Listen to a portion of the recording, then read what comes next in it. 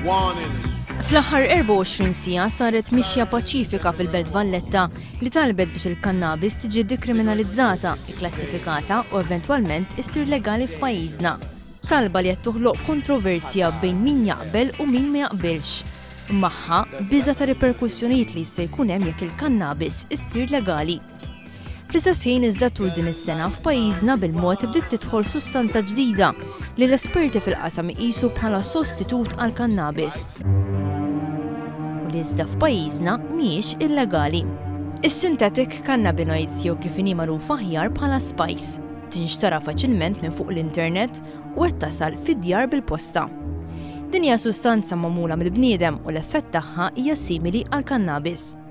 F'intervista ma' One News, ix-xjenzat forensiku u espert tal-qorti Godwin Samut jgħid li personalment huwa diġà ltaqa' ma' 7 każijiet ta' synthetic cannabinoids jew spice. Din iktar mill-katt.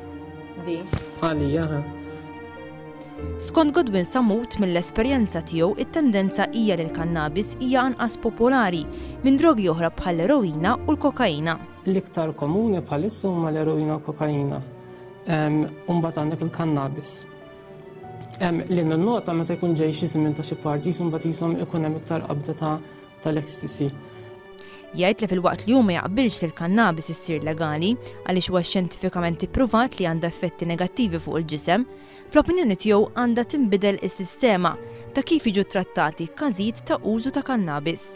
Illi forsi jista' jsir minflok ħabs jew minflok ħabs tul ta' żmien ikun hemm treatment offrut ħalli il-persuna ifiq mid-dil addiction għal kannabis.